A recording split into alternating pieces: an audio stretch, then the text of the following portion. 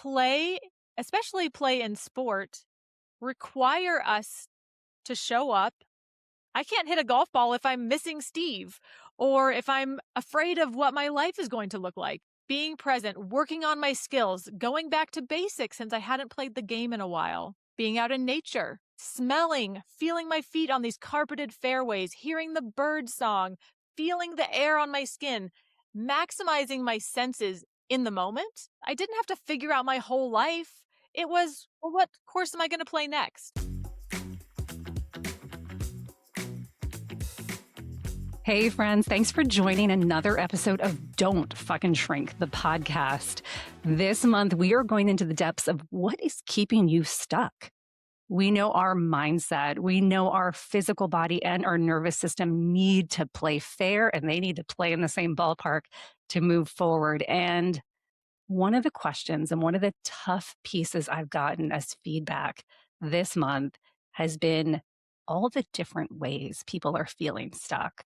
So with me today is Kym Coco. She is an author, a golfer, a coach, and she has a profound story about how physical movement, or what we're calling movement meditation, pulled her up and transformed her life so dynamically when she unsuspectedly became a widow. Hey, Kym, how are you?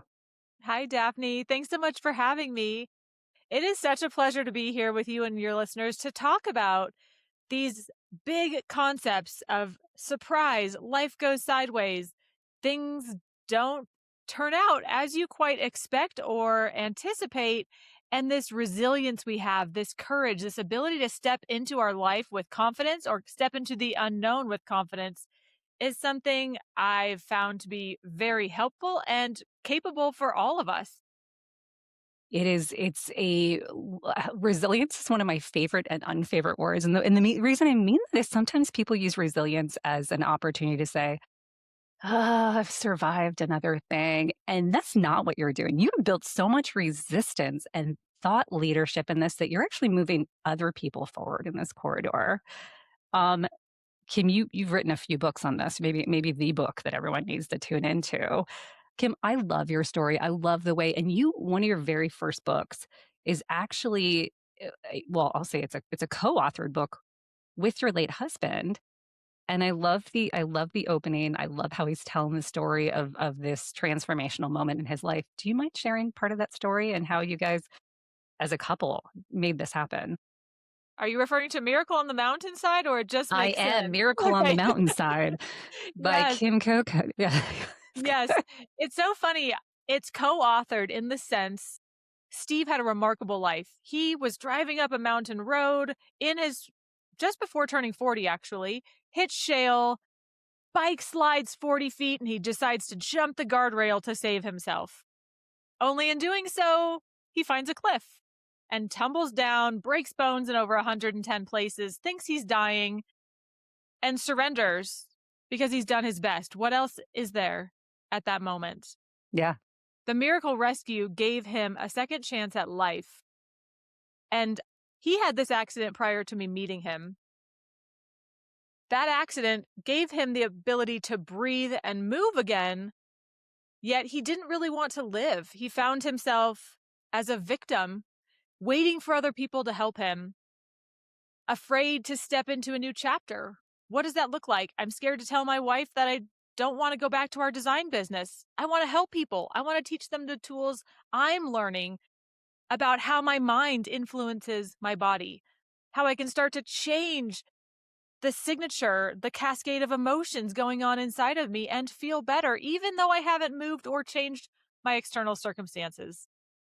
This ability and this willingness to say, I choose life, I choose to be a cooperative component, and I'm ready to craft something that doesn't yet exist and bring it into reality. He had that mindset when I met him because of his accident. And the book is a beautiful tribute to him. Yeah. And it was also simultaneously something I was able to write after he transitioned. And it helped me evolve Kym as a writer. I got to use more dialogue and make it fictional. So even though, Daphne, you've not met Steve, you could gauge his whole life Yeah. and feel like you know him. Wow. Here's your woo-woo question of the day, right? Is it who we always were, or is it who we had to become? In what way? Well, you said he had an accident, and as a result, he learned more about himself. I often get stuck in that parallel, in that question too, where I'm like, was this always who I was? Or did I have to evolve past this version of myself? So you got to know him as he was healing or as he was healing through this thing. Did you feel like you met somebody and then he dynamically became somebody even more evolved? Or what was that? Can I answer your question with Please do. No, a no, picture I have in yes. mind? Yes. Go So, ahead. you remember the game of leapfrog as a kid? Somebody Yeah. would crouch over and you'd Yeah. hop over them. I mean, I think of doing that as adult and it seems so silly, but you play leapfrog and you hop forward one over the other. I love that. So I think of this idea that we're bigger than this meat suit. There's more to us than meets the eye. And you and I, let's say right now, we have envisioned something in the future for ourselves Yeah. in a lot of different ways. Yeah. And that leaps into the future, but it's invisible because nobody else can see it yet. We might start talking about it, we might Hmm. journal about it or and imagine how it could come to be. It's not yet in solid form. Mm. And we have this opportunity to move forward in space and time. It's our turn to leap forward and become taking the steps, putting the things into motion to make that happen. Yeah. And what I find interesting, I say we leap over. We're not leaping to that same spot because as we're moving forward, we've already surpassed that idea we've put in place. It's evolved again. So now that idea, the invisible, is moving forward. Our physical will have the opportunity to catch up in time and space, but we leap forward. So this idea that we are non-physical consciousness, spiritual energy and motion, whatever you want to call it, Yeah. it has this invisible element. It And does. then we get to embody that and propel it forward, although that's constantly in motion. And I think of that, the leapfrog formula, as how we're creating over time. Yeah. There's no definition because even the tomorrow that I'm going to be is different than now. And the ideas I set forward tomorrow are going to be different. And so we just keep moving forward in this evolution, playing leapfrog into the I unknown. love this analogy. I can't think of a better analogy. Thank you for saying that because you're right. You have no idea who you're going to be 24 hours from now. You have no idea. And I think the static belief is one of those things that probably actually makes us stuck. Is we've decided who we are, we decided who other people want us to be. We've decided, and in some ways, if we allow for that flexibility or that curiosity, right? We can actually jump past just about anything. Wow. You wrapped it up already. Thank you. No, I think it's really that is such a dynamic point that I think we may be afraid to think of, or we're afraid of considering that life could look differently. But then when circumstances show up in our life, right? We have a choice. We have a choice. And you had a choice. And I really found it compelling in your work with golfing and meditation with golfing, how when this when this chapter it probably felt like a tragedy to you. I mean, you saw a decline. I don't know how much time you guys had together with this decline, but you were left with a really big job of moving forward because you're both very young. I like a few things you said there. Yeah. The first, Yeah. it's a unique challenge to be very health focused, to believe that health is ours, our birthright. We have the capacity to step into that and simultaneously watch someone else on a different trajectory. And to not buy into that as your future. That leads to this idea of attention, continually shifting back to who am I? What do I know to be true? And I found that while we were in this different dynamic, he was on a different path than I was. We knew we were moving in that direction. I think your mind says, no, there's always the hope to heal. Right. Right. And Is that a good feeling to keep? I guess you would know. I mean, it would all be circumstantial, but Was that helpful for you? Yes, and here's how. Okay. Okay. So I just came up with this the other day. It Please. helped me piece this together of why we did what we did and how I was able to stay present, have a mindset that health is possible for me and him. Hmm. And you mentioned the word meditation a few times, which is really, I think, a fancy way of saying to become familiar with, to know ourselves, to be in the flow of all that is. So I used Yeah. the 3 C's when he Okay. was sick. Yes. I didn't realize it at the time, but in reflection, this is exactly what we did. And this helps us find the flow of our lives. It might not be golf, it might not be caregiving. Whatever it is in our life, if you want to be present and awake and thriving in it, this Yep. helps. Hit me. The first C is cut. Cut the crap. Cut out the things that aren't necessary. When we have all this vibrant energy, we can, I would say, tolerate mediocre. We can handle those annoying colleagues a little bit more gracefully. Yes. When I was in the caregiving mode, all that extra energy was gone. And we have moments in life where you don't have that extra bandwidth. I don't think you have to wait for that moment to cut the crap. However, it's a great strategy first. Let go of the unnecessary, delegate, simplify. Yes. Yes. And in that space, it's very tempting to want to fill it up. Yes. Instead of just scrolling or being taken on a whim by distractions, Busy. the second C is Yes. connect. You want to connect with yourself in a meaningful way. Know who you are, know your values, know why you're making the decisions you're making, and that's your core essence. And when, in the case of Steve, because we were on different physical planes, in that he couldn't do much, and because I was caring for him, I couldn't go do much, we connected in conversations. We had audio recordings every morning over coffee. That became the Miracle on the Mountainside book. I've got several more in 2-inch binders here in my office that will also become books. It gave him a purpose. He did not know what his future held, neither did I. Hmm. And it didn't matter because we were doing something that lit us up in the moment. We could generate ideas. We could talk about life and death and spirituality and relationships and all of the juicy, Yeah. juicy topics we liked. So Curiosity, creativity. We had extra C's in that one. I love that. Yeah. yes. And when we connected in those meaningful ways, it did not matter what the future was. It was now. We were now. It's amazing. I think people need to know that. I was like, it is that moment of present. Well, even when we, consistently use the word meditation, which I'm glad you brought up, meditation is just presence, like being in this moment, no matter how difficult it is, no matter joyful it is. I mean, people tend to have thresholds on how happy they allow themselves to be, how deeply they feel things. There's all these avoidance behaviors. And like you said, cut the crap. I was like, I can't tell you. And we just did an episode this week. It was how many people say they're busy, but that's really just a distraction. That is really keeping you from focusing on what you said doesn't really matter, isn't useful in your present moment. Completely.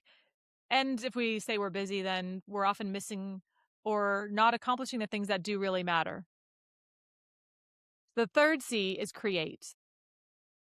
Yes. Okay. And I will give you 2 examples of how that worked in the caregiving time. Steve's diet was extraordinarily limited. I love to cook. So what did I do? I created a cookbook. I had all of these recipes. So I would take hodgepodge, piecemeal these ideas from a variety of blogs, and then I Yeah. would put something together based on what we could do, and I would track the progress. It's a great cookbook. I still use recipes from it. It's fun. It's delicious. Yes. I wanted to enjoy this food. So did he. Yes. Yeah. That was a way to It's be present. that's amazing. And no, it's exactly like you said, where it's basically coming into and feeling what's really going on. And I'm sure that these were not always easy, happy, joyful moments because there were so many ups and downs. I can only imagine in that context. But that decision that you both made to be present probably made all the difference because the time you had was so important. And this goes back to that meditative element. We are not guaranteed the future. Whether he got well or he made his transition, that was less relevant. The way we were showing up for each other, choosing love, that's what mattered. And that's the choice we all get every day, every moment. Funny. Yeah, we don't need tragedy to really understand that the gift of now is literally, and I don't mean to sound like a guru, but is literally just living in each moment and being okay with not needing to be anywhere else at that exact moment as well. Wow. So what a depth of relationship you guys must have had. Like how beautiful that love story is. And when he did transition, that must have been a separate situation because now you couldn't have those conversations. But I'm sure that knowing how powerful your mindset is, how did you make that transition? It honestly felt that first year like I was sitting on a teeter totter opposite a sumo wrestler named Grief. And it was a wild ride, and it was full of the spectrum of emotions. And what I'd like to say is it's all valuable. If I did not feel the pain, the sadness, if I had tried to shove it away in a corner and not express that, not let it flow through my system, I would be numbing my capacity for joy. And I like to live big and vibrant. I wanted to invite all of it in. The negative emotions we get to learn from, we get to process. It was an expression of the love that I had for Steve.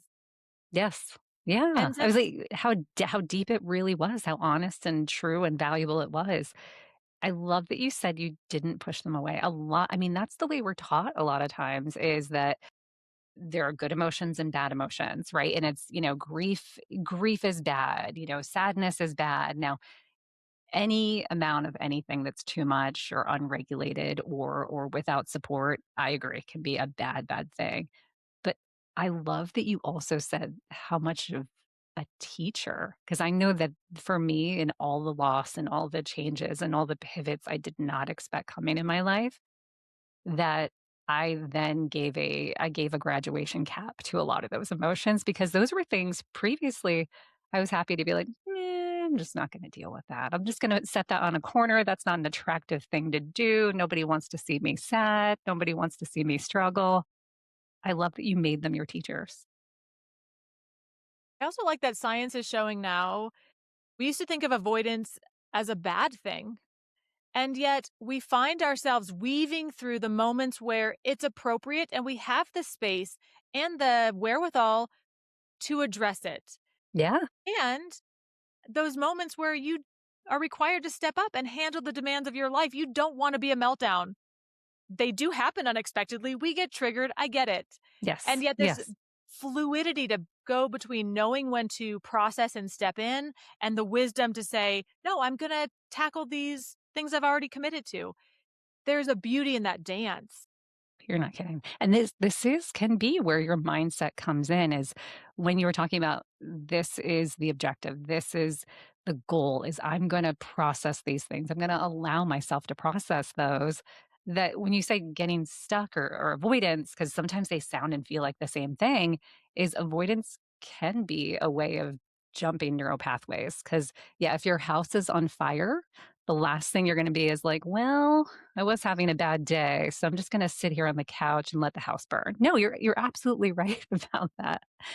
And so I love that you said that we have some tools, we have some opportunities because we have that mindset, we have that nervous system that gets stuck in grief sometimes, but we also have the physical aspect or our moving meditation, which is where it sounds like you gained a lot of in your van life experience, which I want to hear this. Like Kim jumped in a van and as part of her process started traveling to different golf courses all across the US. Is that right? That is west of the Rockies. Yeah. Okay. Good. And that was a big choice for you to make. You also had to like come up with, there were 1,000 excuses you could have come up with, right? But this seemed like the most obvious choice for you to get moving and connect with some of those things and not let yourself get stuck, because you also have 2 dogs that you were like, "Well, I have these 2 other forms that I need to take care of." So you put them in a van. Tell me how that works. What's the logistics on something like that? Yeah. Logistics are really wonderful. If you have everything in this small space and you're okay in the small space, it's simple. Life is clear. The dogs love it. There are so many smells and sounds and friends to me. They love it. What I enjoyed about it is you can get up and go anywhere because you have everything with you. If I stepped back in time, back in 2022, Steve says, "Girl, you are going to need structure when I'm gone," because he knew I'm spontaneous. I Yes. like to travel. And we had a relatively nomadic life going between Florida and California for a decade. Structure could have looked like staying in one place, volunteering, something consistent other than my dogs to get out of bed for every day. Yep. I chose golf because play, especially play in sport, require us to show up. I can't hit a golf ball if I'm missing Steve or if I'm afraid of what my life is going to look like. Be a Yeah. total hack out there. I love Showing it. up and being present, working on my skills, going back to basics since I hadn't played the game in a while. Being out in nature, smelling, feeling my feet on these carpeted fairways, hearing the bird song, feeling the air on my skin, maximizing my senses in the moment Yeah. kept me there. And the I love social element, which is a wonderful way we step out of ourselves. I was playing my own game, but yet I got to meet other people. And even if after 4 hours I didn't like them, it was fine. It was a time limited contract. That's good. Yeah, I love strangers. Yep. Yes. And so it was a really great way for me to have forward progress. I didn't have to figure out my whole life. It was, well, what course am I going to play next? What course did somebody else recommend? Where am I going to go next? And it's so easy to get caught up in figuring the whole thing out, at least for Yeah. me. Yeah. No, you are. Yeah. It gave me a That way to show up, do my best, refine some skills I had, start to love life again, trust other people, trust the generosity of other people. And now I have doors opened that I didn't see before because I was willing to go out there and keep showing up. that's the phrase. That's the phrase that pays. I'll put it that way. It's no matter what thing in front of you feels sticky, feels stuck, if it's a job, a career, a sport, even an emotional grieving period like you, where just showing up to the possibility and just being physically there, not very much different than you were experiencing when he was starting to make his transition. Is you were just in the moment in any way possible, because you were talking about cooking, and cooking is one of those things. We did a whole episode on this, where you can't chop your finger off if you're busy, thinking about like, you don't want to chop off your finger while you're thinking about doing your taxes. Cooking can be your meditation. Driving, that one of the biggest ones for me. Driving can be a meditation, because you are hearing, seeing, you're in a direction, you're going somewhere, there's some purpose, but you can still physically be in your own body. You're not avoiding anything. So that's huge. Did you improve your score and your game so great in that chapter? I'm sure you're still on tour, right? Or It feels that way sometimes. I yes, have the grind of wanting to improve, and you balance out that play and lightheartedness, and that naturally it's improves not life or how you death, right? score. It's not Yes. like you're literally now dealing with something when you play golf. It's not life or death. If you had a game where you've played better before, I didn't say good or bad. I said if you've played better before, or your expectations weren't met for that game. And I know that you also mentioned that you were really excited about what your next station was, or what your next course was.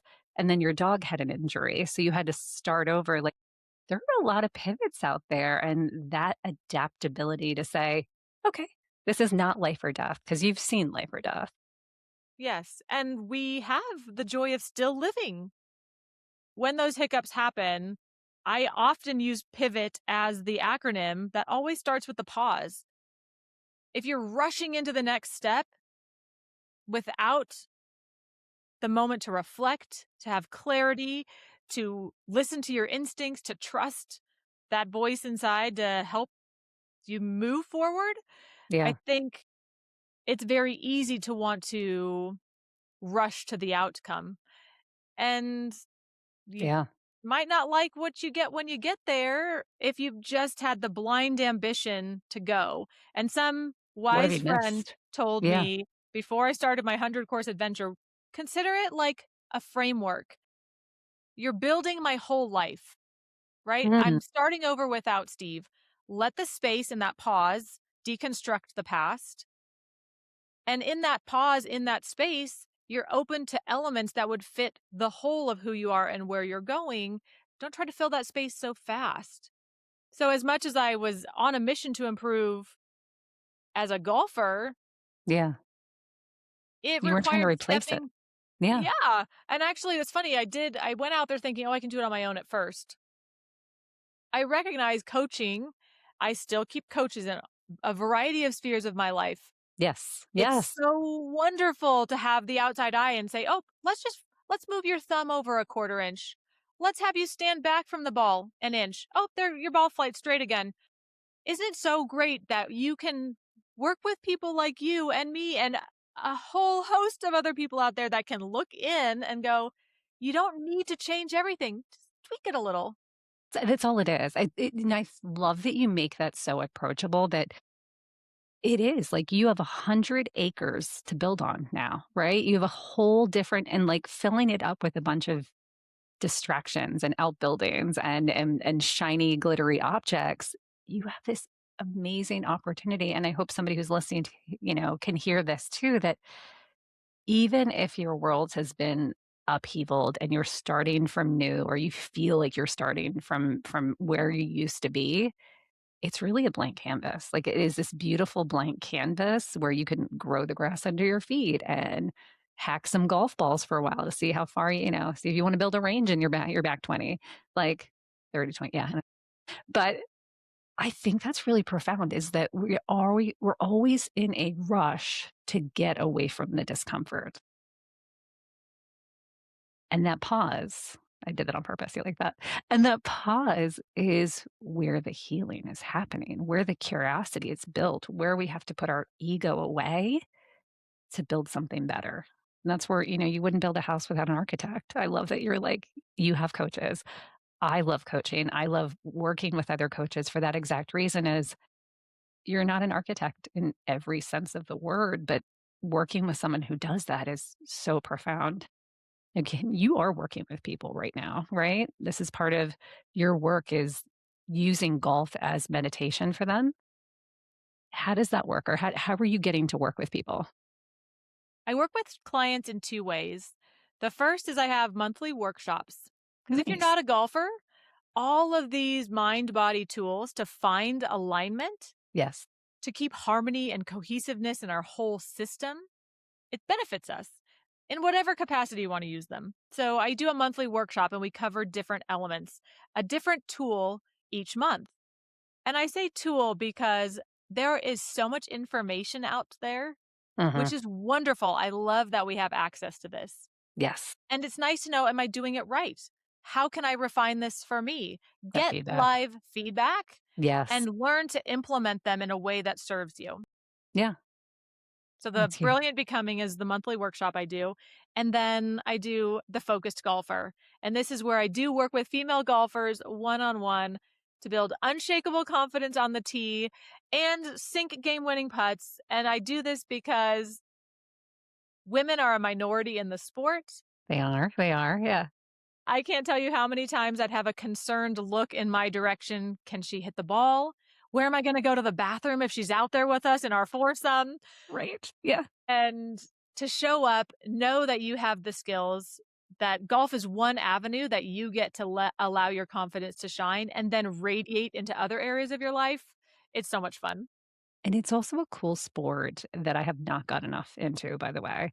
that it's not age specific. And like you said, thank you, it's not gender specific because your mechanics and the way you move is very specific to your body. So when you said about like individual support and saying, I have longer arms and a shorter torso. And, as part of that moving meditation or putting those things together, it is nice to have another set of eyes. Kim, how can people find you? The best way to find me is swagtail.com. That's the hub. You can listen to the first chapter or read it of Miracle on the Mountainside, get a whole host of articles about mind body connection, find resources that work for you, and then learn more about taking a class or working with me in the Focused Golfer. I love that. I love this work you're doing. It is so huge and so impactful because, it's not just about your golf swing. It literally is about all the things that make up your body, that make up your mechanics, makes up who you are, and how you can interweave and make these things work together and move past just about any hurdle. If you know a golfer out there, or at least somebody who's trying their best, yeah, check out Kim's website and all of her resources. And if you love a good storytelling book with a really important outcome for getting unstuck and moving forward in something, and it doesn't just have to be grief, check out these books. It's a great anthology. Kym, thanks for being with us today, and thanks for not fucking shrinking.